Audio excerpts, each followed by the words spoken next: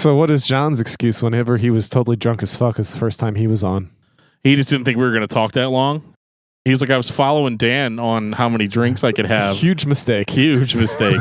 I was like, John, I'm not saying that I could drink you under the table. He goes, here's the problem with you. I've seen it on the podcast. As soon as you start talking about something negative about a band, you sober up like a priest on Sunday. Wait a minute. What did you say about Zeo? What was that? I don't know. Scott Mellinger came out of nowhere with a machete. Holy crap. Geoff grew a shark on his asshole and then got attacked by Scott Mellinger. You should buy a lottery ticket if your odds are that good. And if your odds are really that good, then you are ready for this episode of Discography Discussion. I am Joe. That is Dan. That is Geoff. And we're talking about Disturbed. Disturbed. What? Sorry, excuse me. This is a special episode.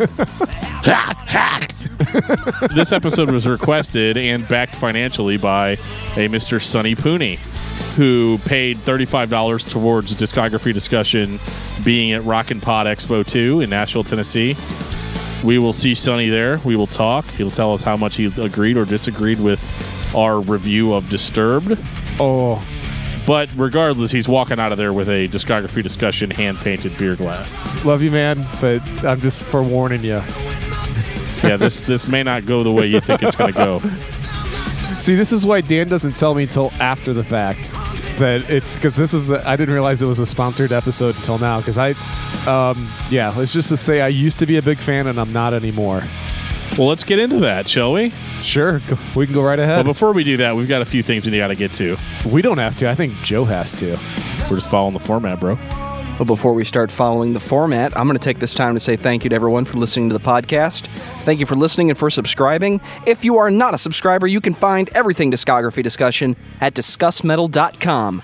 We are on Google Play, iTunes, Stitcher, TuneIn Radio, so if you have an Amazon Echo or a Google Home, you have no excuse. Ask it to play the latest episode of the Discography Discussion podcast, and it will. We're also on Facebook and on Twitter at Discuss Metal. Be sure to like, favorite, and subscribe. It really helps us out. It lets us know you're listening, and now Dan is going to tell us all about 5-star reviews. We love 5-star reviews here on Discography Discussion.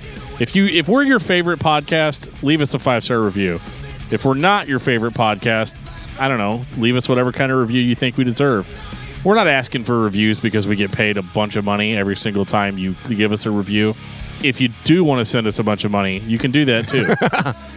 But no, seriously. Where can they send us a bunch of money, Dan?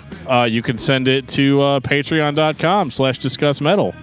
We have some sweet perks. We really do. We've got a hidden podcast. I'm going to be doing another hidden podcast on top of that one. And there's lots of love there. We appreciate everybody that has given to our Patreon. But you know what? You don't have to give us your money. A podcast is free, and we're totally cool with that. But if you love us, send us a 5-star review. If you don't love us, tell us why. Constructively criticize, and we will listen. We got a tweet from AC, Alt1 on Twitter. It's in regards to episode 72, Nonpoint, with Rob Rivera. Oh boy. This is officially my favorite episode. Nonpoint is to me what Zeo is to Dan, or Sunny Day Real Estate is to Geoff. To make it sweeter, you had their founding drummer on the show. Merry fucking Christmas to me. You're welcome, sir. Christmas comes in July. Speaking of that, we had a Patreon review go up last week about the new Hopesfall record, Arbiter. Oh, yeah. So Dan was happy. Love it, love it, love it, love it, love it, love it. Yeah, I think he was... $1, you can listen to me talk about how much I love it. He was a little excited. Yeah, that dollar is going to go a very long way because... I think Dan probably could have gone on another 2 hours or so. You got to pay $500 to get the extended edition. That's the one that comes with postcards. Oh, no. I was going to say, if it's the $500 edition, isn't that whenever you show up at their door? Because they bought you... With the Hopesfall record? Yeah, and you'll talk to them in person. Should I, instead of a Gene Simmons vault, should we start doing a Dan Terry vault? There we go. Where I just show up at for $500, I'll show up at your house and discuss metal? Well, it depends on where they're at. Don't do that. It's a ripoff. I'm going to drink all your beer and eat all your food, and you're not going to feel good at the end of any of it. So that's because you can drink anybody under the table. That's just why. About. Just about.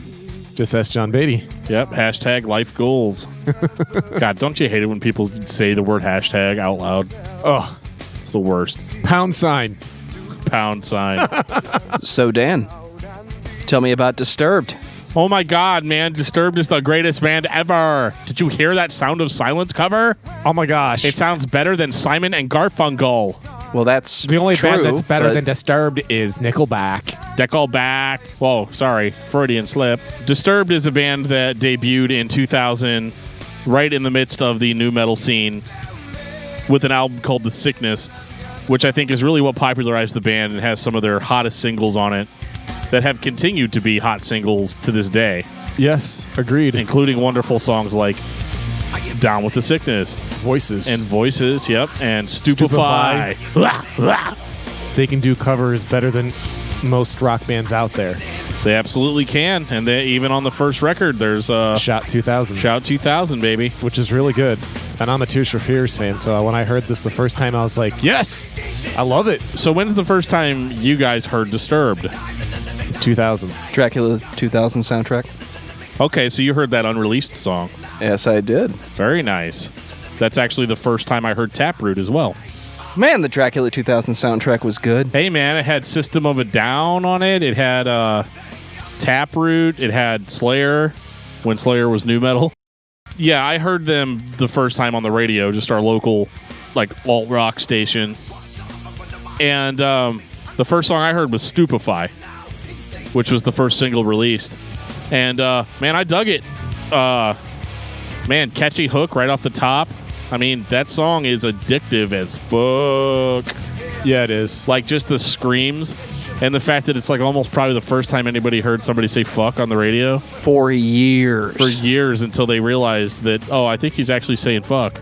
Yeah, the first time I heard them, I was actually running a CD store in the middle of nowhere called Emporia, Kansas, and the store was called Carol's Music and Books.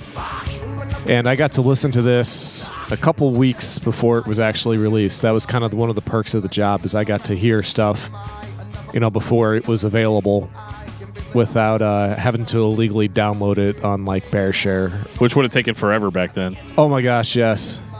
It was very, very, very, very slow. Yeah, so this band was extremely notable for the fact that their lead singer, Howie Mandel, David Draymond, had a really rough vocal delivery. It was kind of like your harsh butt rock sound, but metalized or metallicized or whatever you want to call it. He may or may not need the Heimlich maneuver. Absolutely. He sounds like he's choking half the time, and that's part of the enjoyment for me. I don't know about you guys. It's fun. It's different. At least back then, for like mainstream, radio, hearing this on the radio was, kind of a big deal. Well, what was great about this too is not only did he have a really cool harsh vocal, he kind of shouts and then does his growl, hockalooky thing, and for some reason that's really enjoyable. But man, even on this album, his cleans are exceptional. Yeah, the dude's a freak of nature. I mean, you don't have to like their music, but you have to give this guy some crazy respect for his vocals. He's unbelievable. He's got a crazy range on top of it too, which helps quite a bit. But this was a great album back then. I would have to say that there's certain songs that haven't aged well, but collectively, I still love this album. What song didn't age well, Geoff? Oh, come on. Which one? Are you really gonna make me go there? Which one do you think? Dropping Plates. Oh, man. Oh, God, that's so terrible. Dropping Plates is like, it's either the highlight of the album for you, or it's, whew, I don't even know what to say. I did tell Geoff before we went on air that, that this is actually kind of the most awesome song on the CD. It's certainly the most unique. And they did. At one point he's like, they said it couldn't be done. And I could not agree more. I think what they meant to say was, it should not be done. I should never hear the words disturbed in the house. I mean, the bass drum kick that'll blow out your eyes. I mean, damn. I mean, it's crazy, right? But I mean, this album is interesting too, because this was kind of Disturbed's, introduction to the world, and they were playing a style that was heavily popular at the time. Dare we say nu metal? I know we're in the wrong month, But the thing is that this record was super nu metal. Like, I mean, it was textbook. And it's weird when I was listening to it this time around that I really didn't realize how much they borrowed from Korn. They have a better singer, but, I mean, musically, I hear a lot of Korn. I hear a little bit of Deftones, hear a little bit of Limp Bizkit. And it's funny now listening to David Draymond kind of distance himself. Revise history a little bit and be like, oh, yeah, we never rapped. It was spoken word. And I agree. I mean, I agree. You didn't rap. That is for sure. You tried to, though. And didn't do a very good job. Yeah, bringing you another disturbing creation. You know, like, man. Whew. You know, for me, the highlight is probably outside of Dropping Plates, is probably the cheesiest part of the entire album. With the part where he kills his mom? Yeah. When I heard that as a kid, or not really a kid, I mean, I was 53. Yeah. But when I was younger and I heard that, and I was like, oh, shit, this is great. Because I love that stuff. And when, a little bit more morbidity finds its way into mainstream music, I kind of have fun with it, and kind of laugh at it because, everything is so bleached white, boring shit. And, just have somebody just kind of, muck it up a little bit, get a little bit of dirt and grime on those nice, pretty whites. I totally dig it. I don't know, man. I mean, if you were talking to an individual that raps for a living, I think that they would say that this is pretty bleached white. Oh, well. Anyway, shit. moving on. I didn't mean it from a rap perspective. And you're right. As far as like R&B, hip hop culture, there's considerably more grit. But for like mainstream rock music, it is so vanilla and plain and boring. And this was something that, kind of pushed the barriers up a little bit. And I liked that. I like it whenever something gets as popular as this. And it was at that time outside the box. Looking back, there's plenty of nu metal, but, that was, quote unquote tough or whatever you want to call it back then. They thought they were dude bros and all that kind of shit. But yeah, and I didn't get that vibe off of this. No, I didn't either. It was just, just a little bit on the crazy side, and I liked that. Well, yeah, I mean, it's funny to me that the song that has the Norman Bates complex is like one of the biggest rock singles of all time. I mean, Down with the Sickness is undeniably one of the most played songs ever. And it's funny that it's got this part in it. I mean, granted, there's an edit that removes all of it. And I think that's the version most people have heard. But it's like you go by the album and you're listening to this like, Mommy, don't do it again. I'll be a good boy. Like, it's weird and like kind of funny that like it's so like I know it as part of the album, so it's like familiar to me now. But like when you really look at the content of it, you're like, holy shit, like this is crazy. And what I liked about this record too is that they were, they kind of came off a little evil. Yeah. On this one. And like the name Disturbed really applied on this record specifically. They talk about, voice, hearing voices on the first song. The game is about, I guess, well, don't ever lie to Draymond or he's going to kill you and bury you in his backyard. He's got a song on there called Violence Fetish. I mean, that speaks for itself.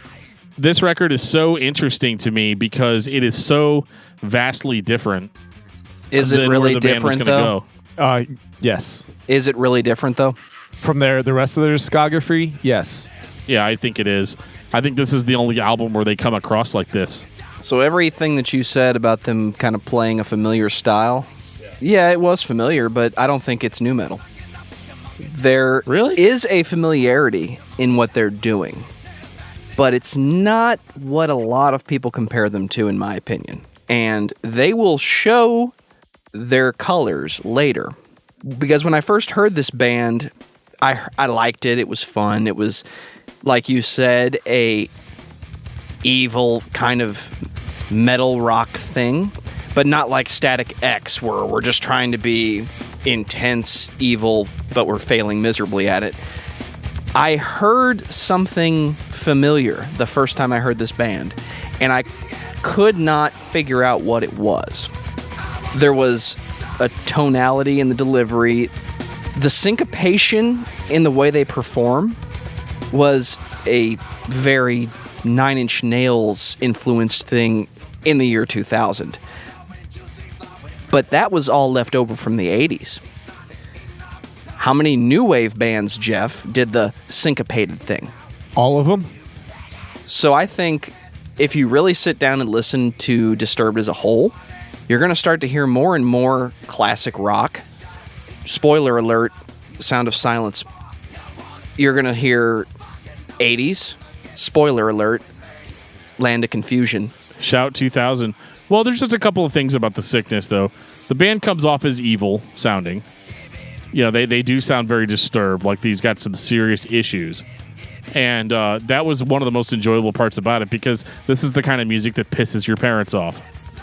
Like 100%. You know, it's the same effect that Papa Roach had with, what was that song called?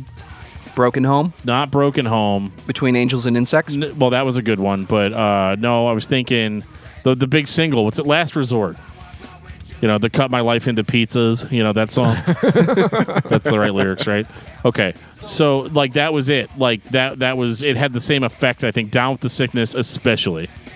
God, I'm having such brain farts. Yeah, these guys in, I guess, Godsmack were kind of like the new Bad Boys in the early 2000s. Because I think didn't that come out for Godsmack? Wasn't that 2000 or 2001 as well? Yeah, I mean, Godsmack, definitely, you know, they were the ones riding the motorcycle. I like the fact that there was, you know, a little bit of, you know, bad boy image starting to make its way back into the mainstream for rock. Well, the year 2000 was a wake for Godsmack. Yeah, that was it. Oh my God, that was a great album back then. It's another one that probably hasn't aged the greatest, but for absolutely not. Their self-titled is way better. Yeah, but for the time, it was, you know, it was pretty badass. Well, like you said, rock was trying to make a comeback. Yeah. And get past that nu metal thing. And there are aspects of this record that are nu metal, but the majority of it is just rock. It's hiding. It's the wolf in sheep's clothing. It's hiding amongst the nu metal. But this would not be nu metal very long. Yeah, I mean, I guess if Godsmack was riding the motorcycle, then Disturbed was driving Mom's station wagon. But like Mom's dead in the back of the station wagon, right? Like that's. What's that smell? Don't worry about it. Sorry, I've been doing that for days now. I don't know why. So, yeah. So let's move on to 2002's Believe. Great songs, the weakest production in their career. Yeah. Talk about a record that needs a remaster in 2018. It's this one. This is the template for what I keep talking about with these records that were recorded in the early to mid 2000s, where they hadn't figured out how to record and master digital music yet, and everything sounds thin. This is the template that I use. How do you go from The Sickness to this and say, okay, that's better? Yeah, I don't know. The quality control, I don't know. Dan comes back to the studio with the cassette in his hand like, nah, dude, take another shot at it. Hey, don't tell people I was still listening to cassettes in 2002. I didn't say 2008. That's not cool. I actually like this album quite a bit. I even I bought the special edition and got the fancy schmancy beanie. Do you still have that beanie? I do. I almost brought it, but it's so damn hot today. It just decided not to. Because it's miserable out there. Well, you can't wear a beanie when you feel like shit, right, Geoff? Yeah, well, maybe I should. I haven't worn a beanie in like 12 years. Oh, dude, I'm a beanie junkie. You know you're sick when you're wearing a hoodie and a beanie in the middle of the summer. It's 101 degrees outside every day. It has been lately. It's insane. And it's not just the Midwest. I think all the U.S. has had pretty shitty weather lately. But I like this album. Yeah, production could definitely be better. But I like the fact that we really got to see that Dave's got some straight up pipes, man. The guy can really sing, and it's not just the gimmicky, weird noises that he likes to make on The Sickness. You actually get to hear him straight up singing, and I loved it. I once in a drunken stupor told Dan that Prayer was the most impactful video I'd ever seen. Well, okay. Wow. This is post 9/11 Disturbed. Yeah, you couldn't be negative in 2002 if you wanted your record to sell. I'm just being straight with everyone. Right. It was a thing. They're trying to cash in on that hopeful POD thing that was coming. I mean, POD, releasing Satellite on September 11th, 2001, they did it. But Disturbed coming along in 2002, I remember this video being kind of on For Prayer, especially being really like they're in a city that's being destroyed and stuff, and that was actually a pretty ballsy move. And like Draymond's walking down the street, singing the songs, and the band's there, and it's kind of a weird early 2000s video, but I could see the point they were trying to make. What was interesting to me about this record too was kind of the religious content, or the unreligious content, so to speak. So they weren't taking a Slayer approach at all with saying fuck religion and all that. This is almost like Draymond took a comparative religions class in metal college. I don't know if that's Hey Dan, how was your first day of metal college? Oh, it was rough, man. The dudes from Motorhead just kept giving me swirlies. It's pretty rough. I guess it ought to be brought up then, but I don't think Draymond even completed high school. He dropped out for this. Hey, now you can't say that about Draymond, because according to him, he's the smartest man ever. So smart, according to his musical output. Did he take down Napster? No, he did not. I believe we have a contender. Right. The album cover was interesting because it was every religious symbol combined into one. And the point that they were trying to make is that a lot of the suffering and pain that takes place in the world is a result of people's religious beliefs taken too far. Which, in a post 9/11 world, is a really good point to make. Yes, I agree with This album that. was about unity, right?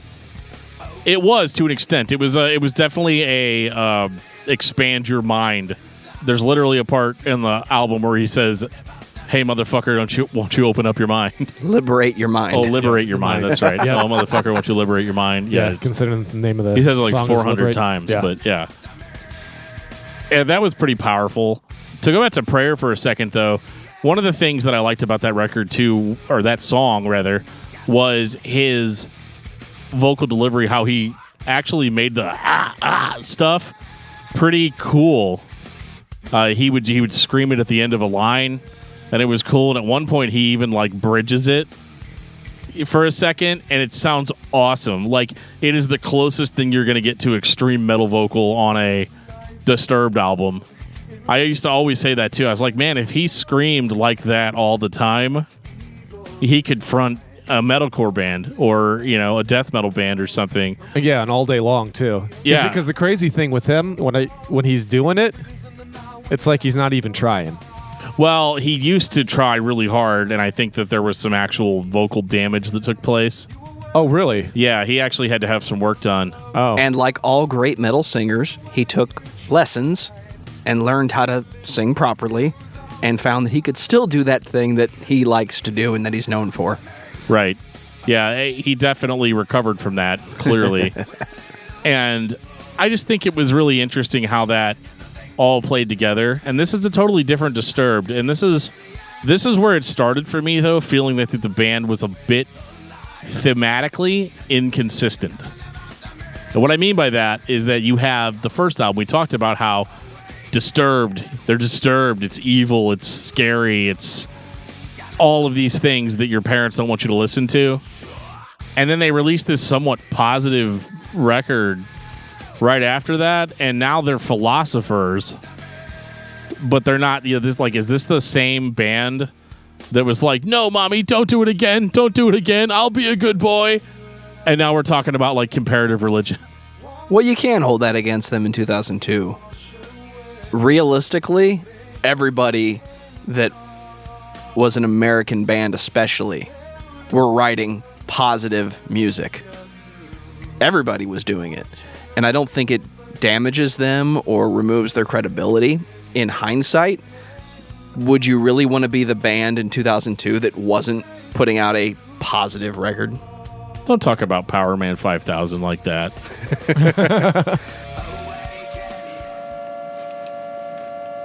Did the power go out? Oh, I'm sorry, dude. I was making a smoothie. What happened? Where's Geoff? Hell if I know.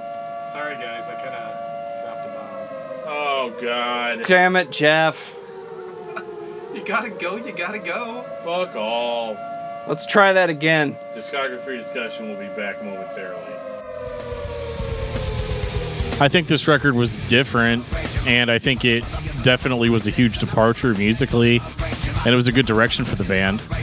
Yeah, this was inclination of what was to come. This was probably one of my favorites. I mean, like I said, I bought the special edition, got the beanie and the fancy faux leather cover, but it just didn't sell. Do you think that was just because people were clamoring for the Sickness Part 2? Yeah, I think so. I mean, people are like, whoa, it's this crazy band, and we're going to get some more crazy stuff, and it was way toned down. It's like, hey, let's be serious for a second. Yeah, pretty much. You know, they're still pretty much the same band. I mean, we go into 10,000 Fists is next, and it's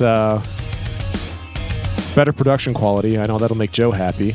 This is the album that taught me why I like Disturbed so much. This is actually my favorite record. Really? You remember earlier when I talked about syncopation and how their style to a 90s kid or an early 2000s kid would kind of remind you of a Static X or a Nine Inch Nails, but new wave bands in the 80s were doing that syncopation thing because of the electronics. So one of the bands that I'm personally a fan of is Genesis. Phil Collins. It's all good. And I didn't realize that this band had Genesis qualities. Syncopation, the vocal style, the way the instrumentation is thrown together, until I heard their cover of Land of Confusion. I was listening to this album, being critical of the single because, okay, it sounds better than Believe. Believe was severely lacking in the production department. It sounded like a record that was recorded and mixed in the early to mid-2000s. This was a little better. And then by the time I got to Land of Confusion, I heard what I'd been hearing this whole time. It was that Phil Collins Genesis delivery. That instrumentation that, to put it as plainly as I can, that Phil Collins and Genesis are made fun of for. But everybody buys their albums. And I heard that in Disturbed this whole time. Yeah, for me, Land of Confusion makes this album. I mean, it is this album personally for me. It's definitely the high mark. I liked the original. Genesis had this crazy music video back in the 80s with these weird-ass puppet things that was kind of like almost kind of freaky. If you were a kid watching it, you know, you'd kind of get like the Chucky kind of vibe. You're like, I was thinking Garbage Pail Kids, but okay. Well, yeah, but I mean, when you see them move around in the music video, because I don't know if you've seen the music video or not, but it's just that whole like eeriness of a puppet like coming to life and freaking you out. Uncanny Valley. Yeah, that's exactly what was going on in that music video, and it was it scared a lot of kids back in the 80s because it was just so freaky. And then, you know, fast forward. So when is this? 2002? 2005. Wow, I'm off by 3 years. 2005. One of the best music videos ever. It's Todd McFarlane animation kind of stuff. So if you like Spawn kind of shit, this music video is for you. It is fan-fucking-tastic. And the music, it's great. This is, to me, whenever Disturbed stops being known as the Sickness Band, and they are now the best cover band on the face of the earth. Because that's really, after the Sickness, what they get known for is their covers. Their covers is what sells crazy amounts of music for them. You know, and yes, they did Shout 2000 before this, but this was the biggest hit on this album. And it's not going to be the last time where the cover is the biggest hit on the album. Well, I think that this record had more of a classic rock influence on it. A little bit more arena rock. a little bit less nu metal. I mean, Believe was kind of not really nu metal either. It definitely flexed that rock muscle. And this record just kind of continues that for me. It's a little bit more solo-y. It's a little bit more classic rock. And it sounds good. The production quality is very much stepped up from Believe. And it was just kind of their really big record. It's kind of like, Joe, when we were talking about Nonpoint, you go from Development to Recoil. It's not that Development was a terrible record, but it just kind of lacked something that was very integral to the sound of the band. And I think that on 10,000 Fists, we had the same thing with Disturbed. It was kind of like their Recoil. This is everything that makes them what they are brought to fruition. It has the electronics, not as much as The Sickness, but a hell of a lot more than Believe. So you have the balance of the classic rock and the hard rock and the 80s. The influences are showing. And I can't really explain why Land of Confusion shows it so much. I know I'm going back to that. But once you hear this band play a Genesis song, you hear the Genesis in Disturbed. And that's one of my favorite things about them. I appreciated the return to more personalized lyrics that weren't so metaphysical like it was on Believe. Because that record's a little hard for the average person to get into because you can't relate to half the shit that they were singing about on Believe. Especially like if you're only, understanding of one religion out of the 800 they talked about on that record. I think that, this was more personable, this was more relatable. And, they definitely took a little bit more of the hookiness from The Sickness and brought it to this record while still kind of improving on the Believe sound. So I'm going to go back to a bit on the Genesis thing that Joe is tapping into a bit. Let it go, let it go. Genesis was, prog rock, especially in their early days, to the max. I guess that really, whenever Peter Gabriel left, is really whenever they stopped being quite as weird and they became more of a mainstream band. But if you listen to a lot of the early Genesis stuff, you're like, oh, it's Rush again with better singing. I don't get the Disturbed part, I guess is all I'm trying to say. So what is Genesis commonly perceived as? I watch way too much Top Gear, so I'm going to say a prog rock band. Prog rock band, but a band that would go on to write rock music that was very popular. Okay. A la Phil Collins. Gotcha. So the Genesis that the majority of people know is clearly an influence on this band because of the way they use their syncopation, their electronics, and his delivery. He has a Phil Collins delivery that, following the beat or not following the beat, or this is clearly just what Phil wanted to sing today, David Draymond does the exact same thing. Okay.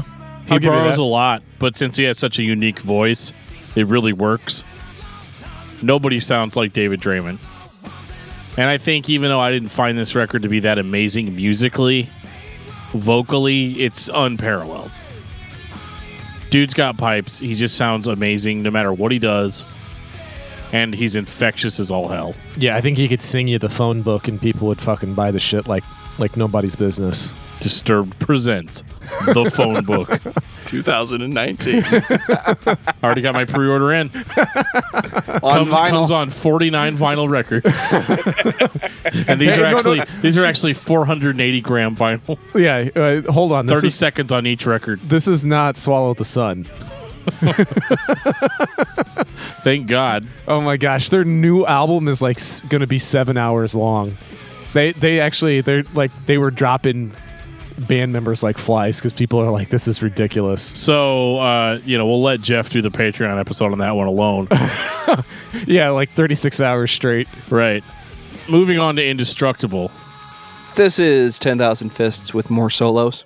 Yep. Oh, it's the siren. Is there anything more tropey in rock music than the siren? I don't know. It's not so great to listen to in the car. I always start sweating and looking around. It's not a police siren. It's more like, it's shit. I did not want to get You know what's funny is my kids just went to Boy Scout summer camp, and we've had horrible weather here in the Midwest with some really crazy storms and all kinds of shit like that. I think most of the nations had issues with the weather, but their siren for like thunderstorms and stuff to take shelter is an old World War II raid siren. It's a fucking raid siren. Yeah, it's a raid siren. Nice. And they're like, and it went off 4 times in the week, 3 times in one day, and it's a 1.5 mile trek. So like I played this the other day in the house, and my youngest is like freaking out. He's like traumatized. He's like, oh my God, I'm gonna have to run 1.5 miles to get to shelter. Whenever he heard the song start. It's 2008. We wrote a song about armed forces and how badass they are. We are disturbed.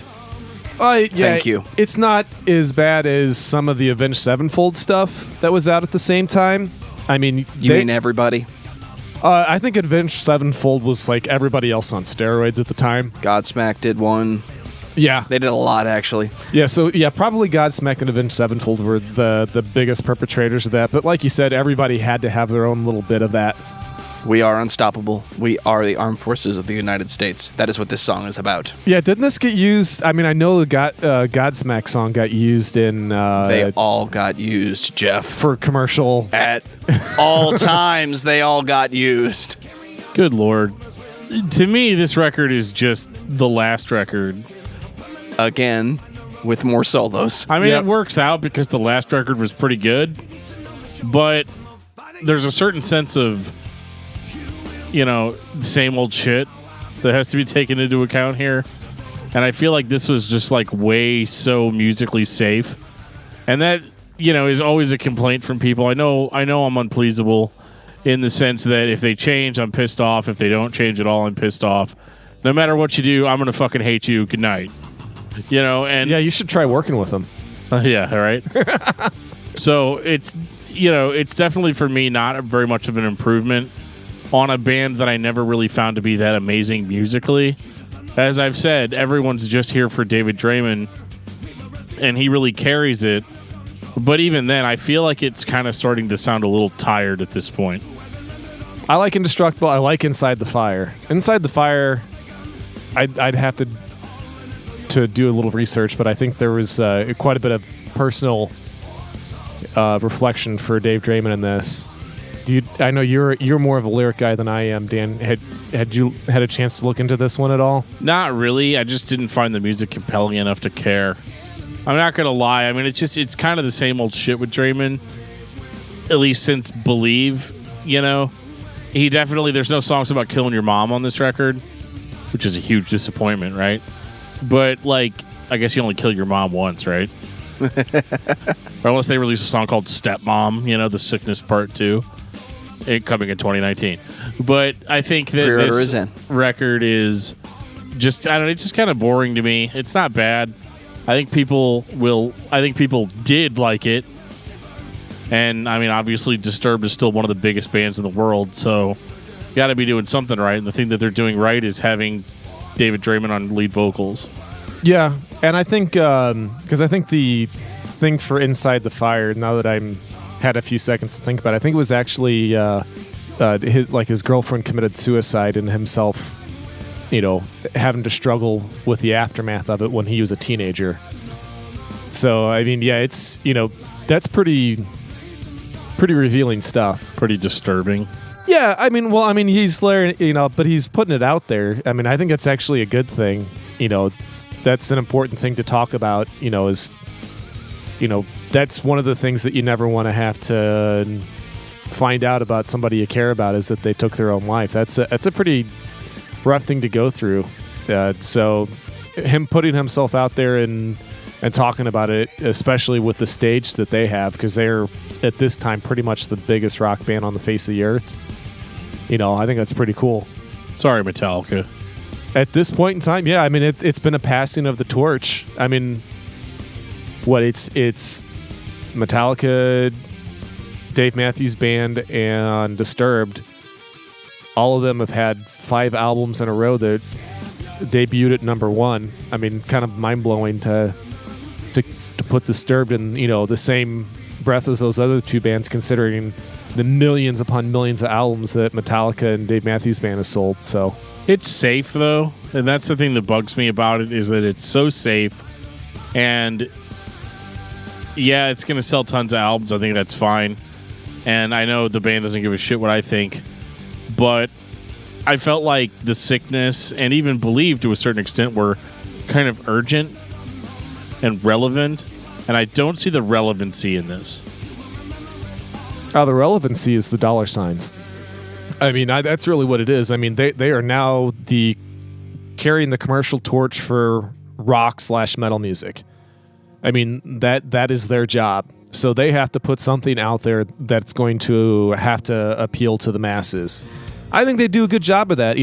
Our challenge is the fact that we sit here and we listen to their entire discography in a week. I mean, granted, yes, we've heard all of their music in the past, but whenever you cram everything into 1 week, there is, as Dan has said before, there's not a whole lot of growth going on. It's more of the same. They've become a shuffle band for me.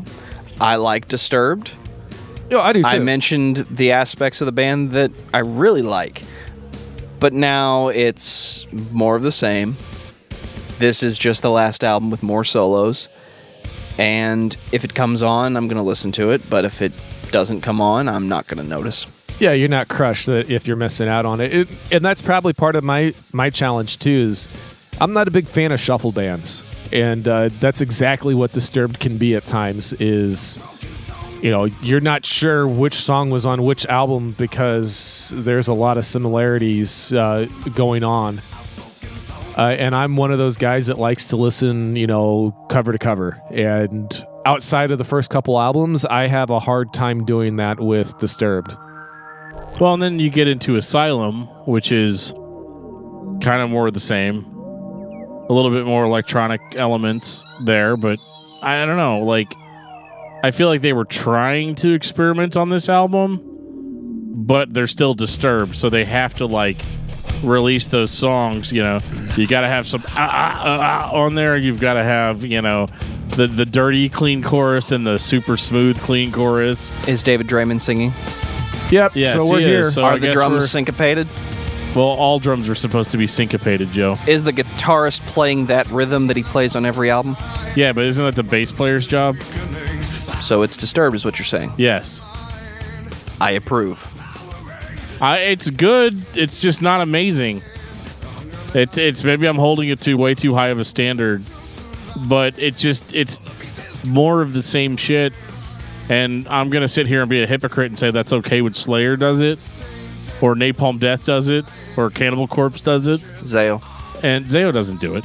Fuck you. And even to a certain extent, I'd say as time went on, Napalm Death changed quite a bit. Yeah, absolutely, they did. But it was if you go back to the 80s and listen to the first 5 or 6 Napalm, actually there's a lot of, okay, that's not a good example, but still, for some reason it bothers me with bands like Disturbed because it's so formulaic. Extreme bands, I feel like can get away with it because part of the reason why you're there is for the extremity. But in the case of a band like Disturbed, you're only really there for the vocalist. So the songs kind of just fall off of me like wet napkins. I just... they don't connect with me the way they really should. Like I said, Believe and The Sickness have a sense of urgency to them. Whereas these albums are just kind of it's a job. It's a job that they are extremely good at. But there's, I think, a point where it stops being artistic expression and becomes a job that happens to include elements of artistic expression. Yeah, they're the rock and metal version of, pick whatever famous pop artist you want. Oh, Disturbed? Yeah. Yeah. I mean, oh, no, that's the pop artist I picked. That counts, right? They will eventually because they do go pretty poppy on their very last album, but we'll get to that eventually. We can get to it right now. I mean, does anybody have anything else to say about Asylum? It's another Disturbed album. And that's kind of be expected.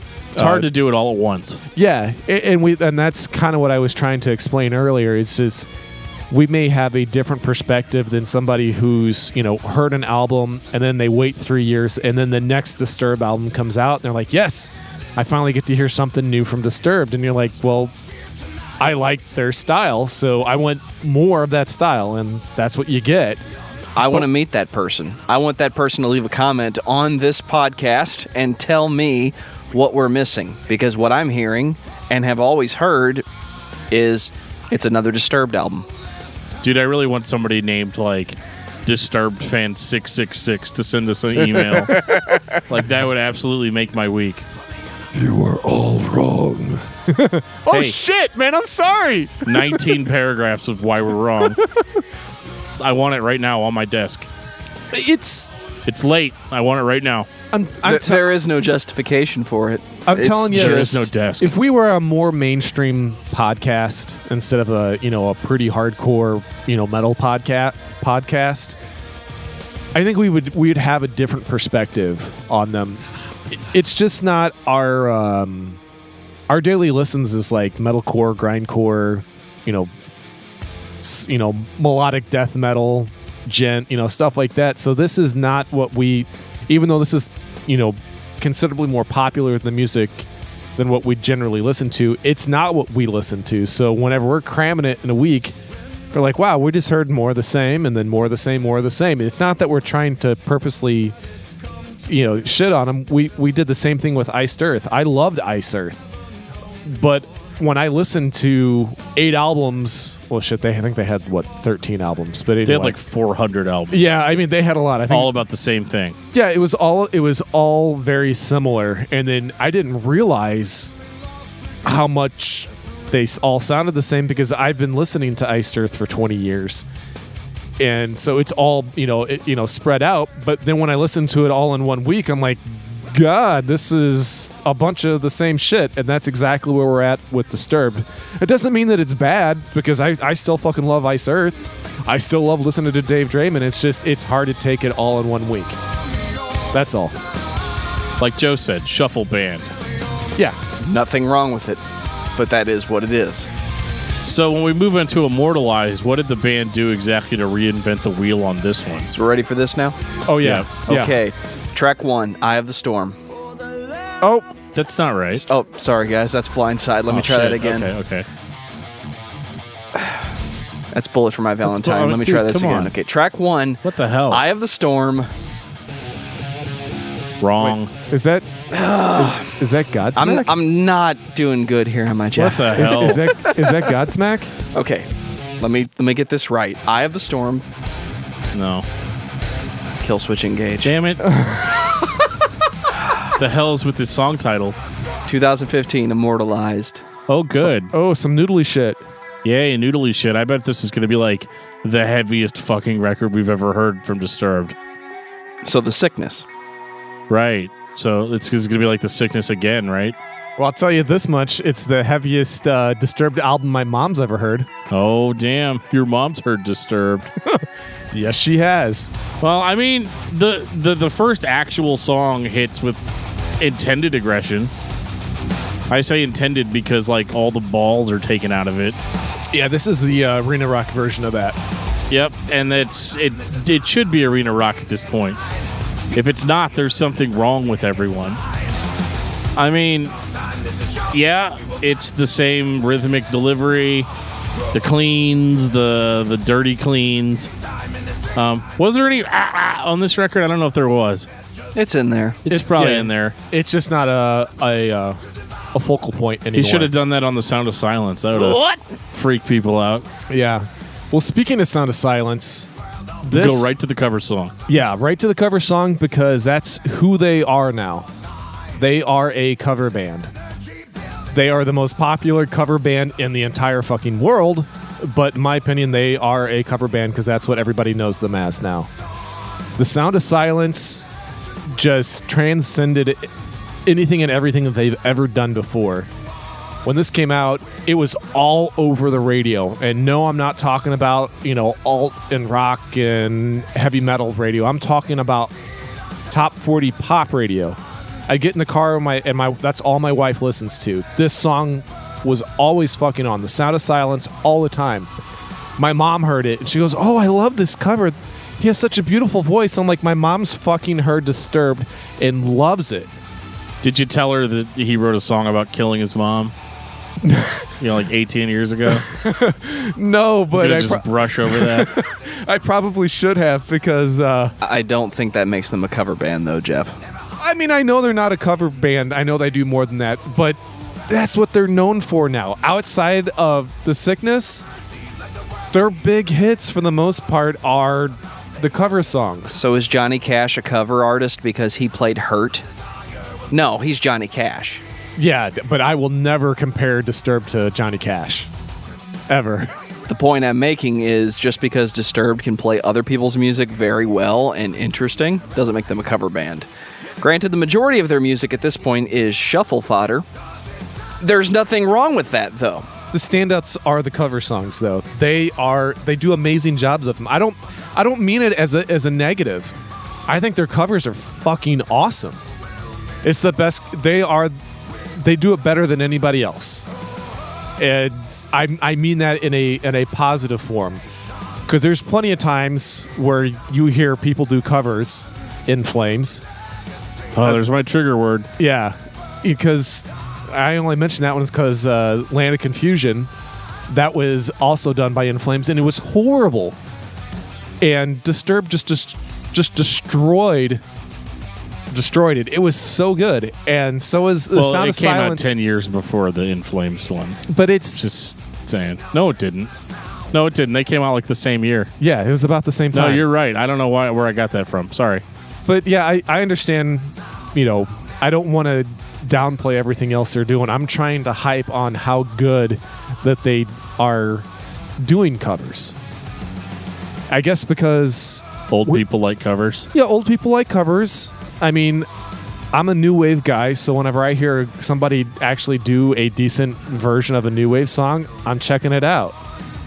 So that's just... Well, it's so weird, though, like hearing your parents like Disturbed. You've got a band that started off very controversially. They said fuck on the radio. They had a song about killing your mom. It was so, weird and scary, and they're talking about violence fetishes and stuff. And they really live up to their name, Disturbed. So then it's like seeing, mom listening to this song. That's the disturbing. Sound of Silence, and be like, oh, this is really good. He seems like a really nice boy because he sings like fucking Jesus on the song. And it's like, dude, come on. It's great. It's amazing. I can't fault the performance. The performance is amazing. But it's also kind of like back in 2000, my parents would throw my Disturbed CDs away.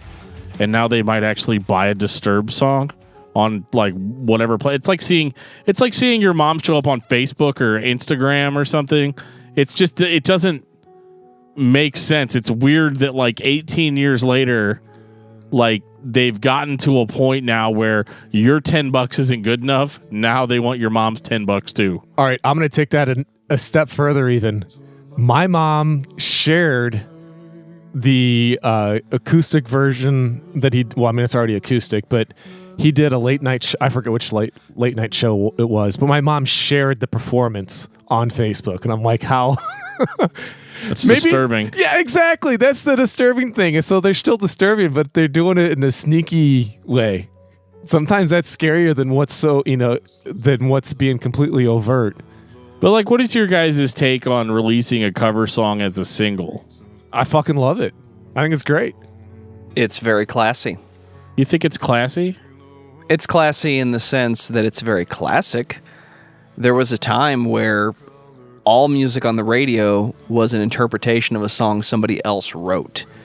There were singers and there were songwriters, and I'm talking about the early days of modern radio, 30s, 40s, 50s.